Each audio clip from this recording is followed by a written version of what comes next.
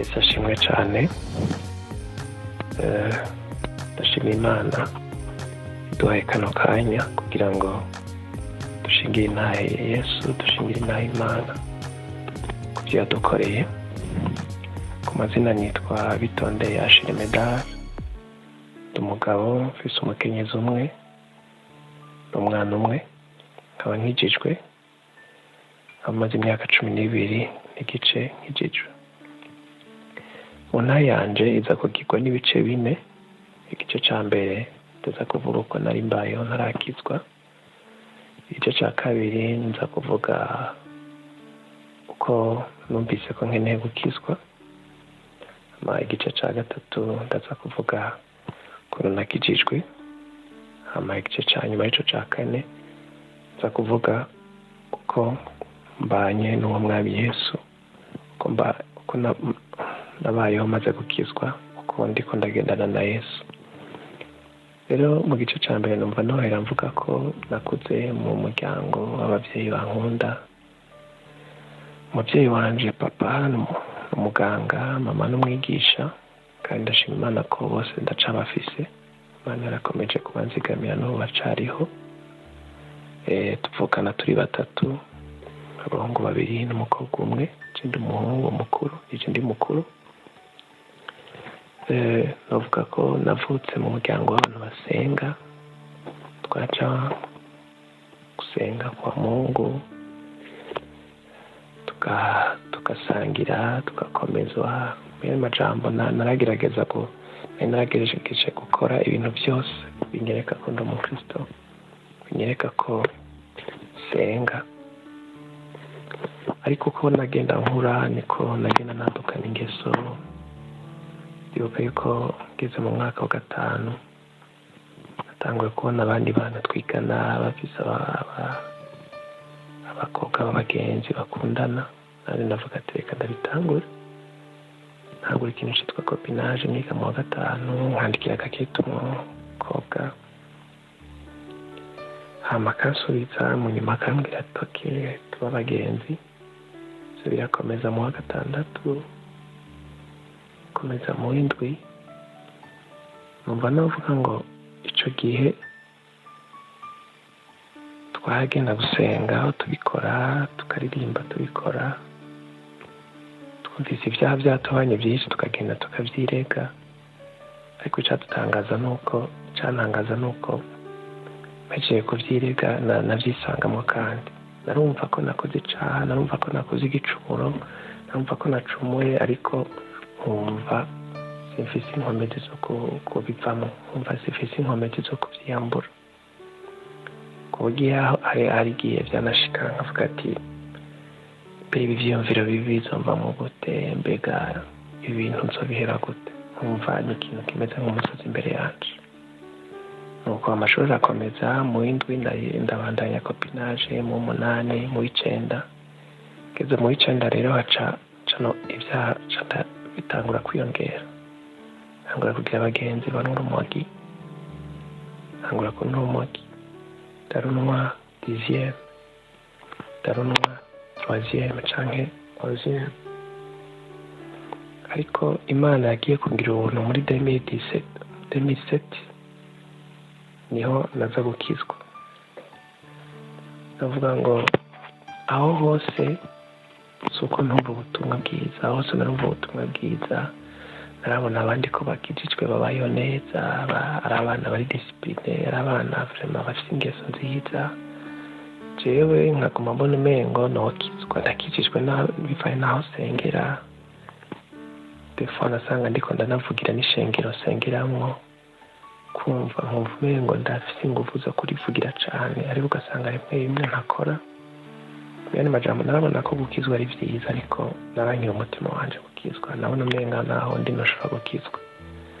Ariko icagiye kuntangaza nuko nivyo nkiri muto narumva ko nkunda gusenga, nkasoma ibisomwa, nkaririmba muri za korale, ariko harageze igihe numva birandambiye n'ivyo gusenga. Dimanche singende, tukarondera izindi occupation tugira n'abandi twagendana muri generation yacu.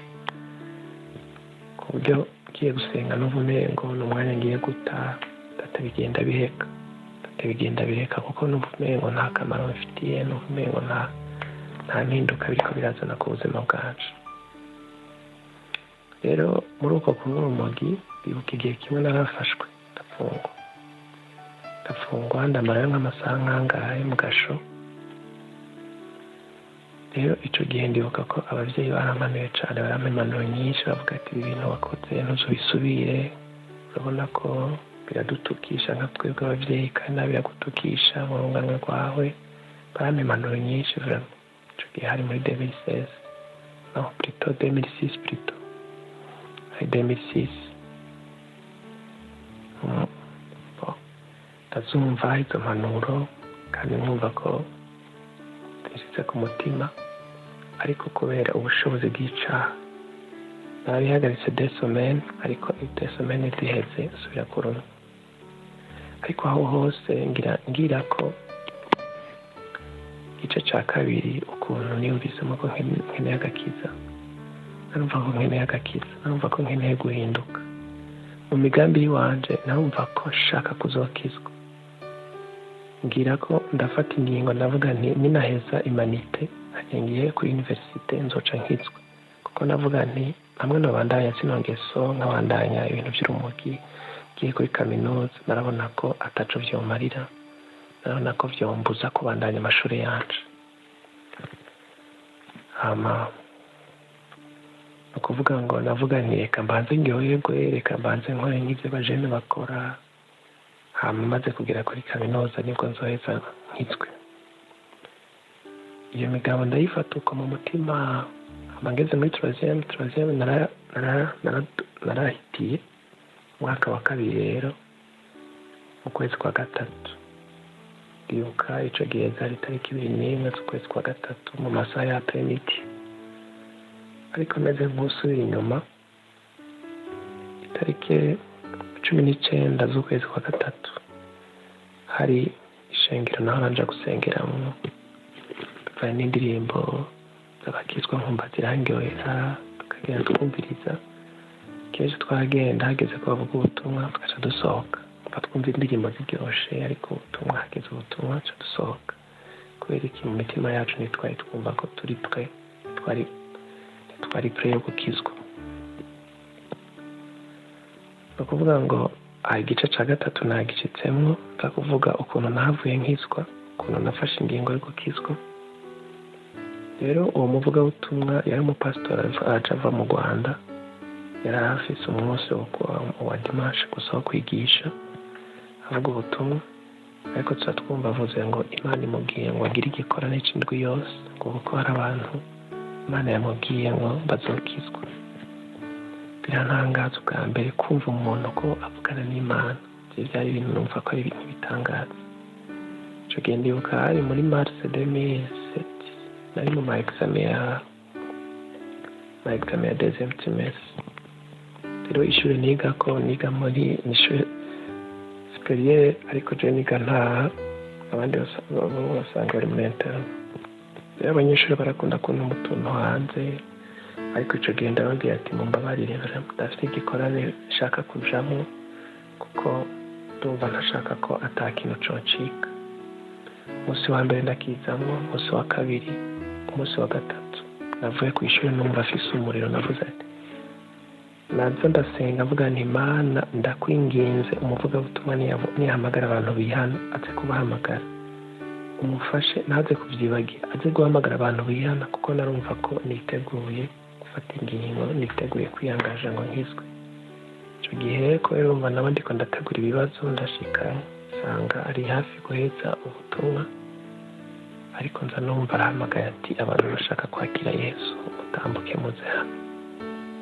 Ico gihe ndatarika amaboko, ndumva ko nezerewe kuba numvise ko ahamagaye abantu bihana.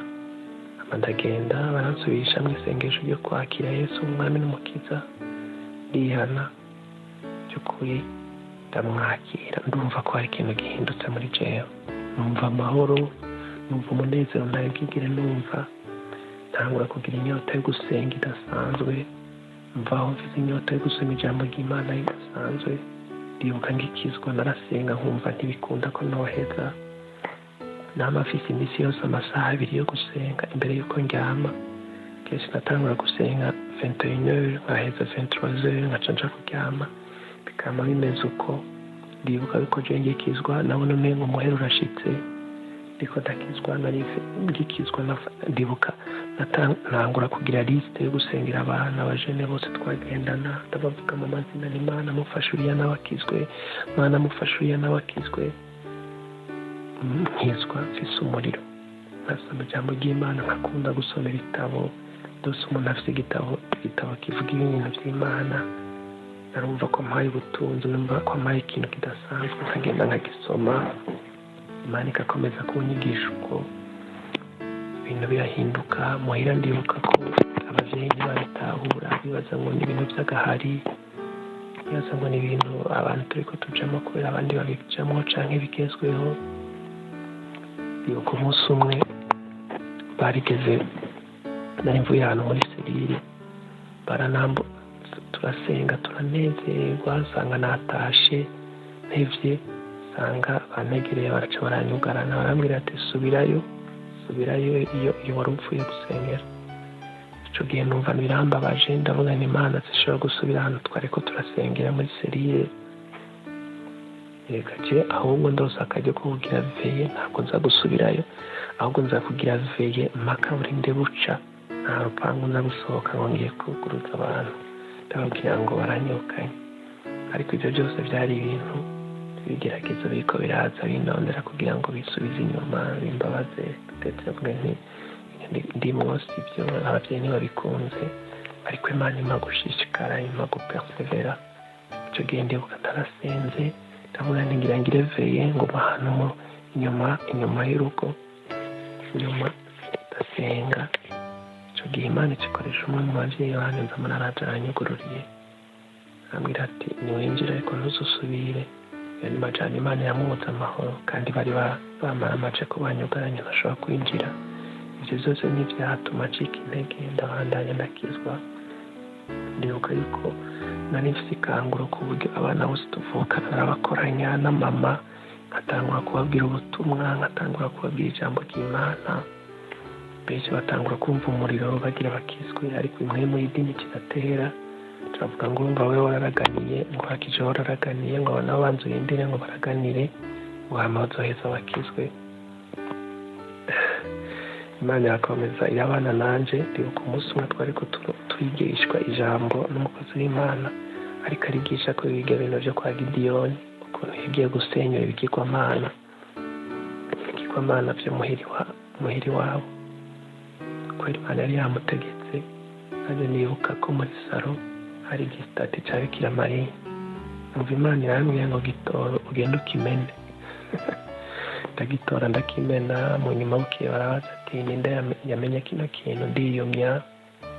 Ndiyomya, ariko nari nzi ico nakoze, kuko Imana yari yampishuye yuko iyo mwemu y'idini rikica muri ico gisitati, kuko hari abantu benshi batunga birya bisitati bibaza ngo n'amahuje gusa asanzwe, ariko biba biri mwemu mbi, bituma abantu babohwa, bituma abantu batizera. Iyo mwemu y'idini ugasanga iriko ikorera muri ivyo bigirwamana. Ndakomeza, ico gihe hari muri 2007. Mu nyuma ndibuka ko igihe cose nagira jeune, nama ndi mu masengesho, sengera abo tuvukana, ndabasengera mvuga n'Imana ubaye gukizwa, nkasengera papa, nkasengera mama, nkasengera abo tuvukana, nkabavuga mu mazina, nkisonzesha. Imana itangura kunyereka, ikanyereka mama afise Bible agiye gusenga, ikanyereka abo tuvukana bafise Bible, mbona ngo twajanye gusenga, ikimenyetso kinyereka yuko bagiye gukizwa. Mu nyuma Imana ikora igitangaza, mu mwaka wa 2011 baca bakizwa rimwe ari batatu, kuvuga mama, petit frère na petit sœur barakizwa. Bivre baje gusengera ahandi, ariko ico je naco cyari bimbwiye igikuru nuko nabona ko bakijijwe. Ntangura kubona ko ari ivyamwa ariko biragaragara. Imana yamisezerano yuko na papa azokizwa, kuko ico gihe Imana yamisezerano ari muri 2009. Imana imisezerano yuko papa wanje na mama wanje bazokizwa. Umva ariko mama niwe yatanguye gukizwa, na papa nditeze ko nawe nazokizwa kubera Imana isezerano yashitsa. Imana ikomeza gukora ibitangaza mu rugo rw'iwacu. Ndibuka ko abavyeyi bariko barahanura abana tuvukana nisanga bariko bahanura bababwira ngo umwana ngo agira indero nziza ngo nuko akizwa, kuko kiyakijijwe niho aheza akagira indero nziza. Ivyo byose biranyereka yuko by'ukuri agakiza kariko karinjira mu nzu yacu. Imana ibandanye ikora igitangaza. Ndibuka ko papa yaranywa inzoga akongera akanywa itabi. Umunsi umwe aratubwira ngo niba mushaka ko nkizwa ngo murasengera ntabe itabi. Umunsi umwe umukozi w'Imana aratwigisha aravuga ngo ikintu cose gifise impwemu, aravuga ati nimba ari abantu baboregwa banywa inzoga baba bafise impwemu y'inzoga ibatera kunywa inzoga, atabanywa itabi baba bafise impwemu bibatuma banywa iryo tabi, abasambana baba bafise impwemu bibatuma bakora ubwo busambanyi. Nahura ko ikintu cose gifise impwemu iri inyuma yacu. Ndibuka ko nama mvyuka mw'ijoro saa 9 senga nkubita impwemu y'itabi, nkubita impwemu y'inzoga. Imana irakora igitangaza ikamuhebesha inzoga mutama, ikamuhebesha itabi mutama. Ivyo byose bikomeza kunyereka yuko hari ubundi buzima budasanzwe Imana iriko iranyinjizamwo. Ubwo namaze kwinjira mu gice ca 4 mvuga ukuntu nabanye na Yesu, ukuntu naciye ntangura kugendana na Yesu. Imana ikomeza guhindura muri famiye. Ndibuka hari ikindi gitangaza Imana yakoze. Twari dufise umutante yaramaze igihe kinini agoye mu mutwe. Jewe uwo mukozi w'Imana yambwiye ubutumwa. Ndibuka mu nyuma yaragarutse aza kuvuga ubutumwa, hama ndumva ko nizeye ko hamwe yonsengera umutante wanje n'abazokira. Ndibuka ndagenda ndamubwira nti mukozi w'Imana nusengere, ndafise umutante agwaye mu mutwe ndashaka ko akira. Arambaza turumva ko byizeye, nari ndamubwira ntego ndavyizeye. Hama arandambika ko ikiganza aravuga ati Mana ndasengeye uwo musore, ndasengeye tantine wiwe akire. Hama nanje ndavyizera. Jewe nshitse muhira ntangura kwatura neza nkababwira ni tantine azokira. Bamwe ntibavyumva bafata nkaho meyo ndumusazi, bavuga turya twamuvuje kera ntaho tutagiye, biragoye kugira ngo azokire. Ariko Imana irakora igitangaza, umutante arakira. Kuko ndibuka ko yagiye kubaka yameze nk'uva muri crise gatoya, ariko amaze kubaka ashitse mu rugo n'umugabo wiwe arasama inda, aca aragwara. yasamye inda, ubwenge burahita, aravyara umwana atazi ico arico, umwana arakura atazi ico arico. Ariko Imana mu nyuma yavuye imukora igitangaza arakira. Ivyo byose ni ibintu nagiye mbona kubera gukizwa. Rero ni byinshi Imana yagiye ikorana nanje. Abantu benshi Imana yaramfashije, yanyigisha gusenga, yanyigisha kugira amaveye, yanyigisha kugira amajene, yanyigisha gusenga tukaja mu musozi, yanyigisha kuvuga ubutumwa, gusengera abagwaye. Imana ikanshoboza nkasengera abantu bagwaye. Imana itangura kuduha impano zo gusengera abagwaye. Tugasenga tukumva ijwi ry'Imana, tugasenga Imana ikaduhishura ibintu mu nzozi, ibintu byinshi. Mu majambo make novuga ngo kugeza uyu munsi aho ngeze ndashima Yesu kuko yarahinduye ubuzima bwanje. Aho inyota y'urumogi ntayikihari. Ubu numvise ahantu nciye ahantu nkumva abantu bariko banywa urumogi direct camene ku mutwe. Imana yarankuye muri esprit ya copinage, kuko parapre navuye mbwira Imana nti Imana nzosubira kugira na relation n'umukobwa mu gihe nzoba nzi ko ari uwo nteguriye kugira ngo tuzogirane mariage. Imana yaranzigamye kugeza aho nagize choix yo iramfasha guhitamwo uwo twubakana. Kuba iyo nawe n'ibindi ntare, kuko nangwe kuvuga ukuntu Imana yamitiyemwo n'ikindi gihe n'undi mwanya nofata. Ariko navuga ngo kugeza uyu munsi Yesu aracakora mu buzima bwanje, aracahindura ubuzima bwanje, aracankoresha ibikomeye. Ndibuka ko hari byinshi naratinya kuvuga mu bantu, ariko ubu Yesu yarambohoye. Ndashobora kuvuga ku bantu imbere y'abantu bashika 600, imbere y'abantu bashika 1000. Sinshobora gutinya kuvuga imbere y'abantu kubera Yesu yampaye ubushizi bw'amanga. Rero mu majambo make, Yesu yarakoze, Yesu yangiriye neza, Yesu aracangirira neza, kandi acamubona akora ibikomeye mu buzima bwanje. Umva notumira umuntu wese ataramumenya kumwakira, kumwizera, kuko natetereza umwizeye akogwa n'isoni, umwizeye n'amaramara ahubwo aronka ubugingo budashira, ubuzima bwiwe bugahinduka, ubuzima bwiwe bukamera neza. Murakoze, ndabashimiye abantu mwese mwankurikiranye. Imana ibahezagire. Amen.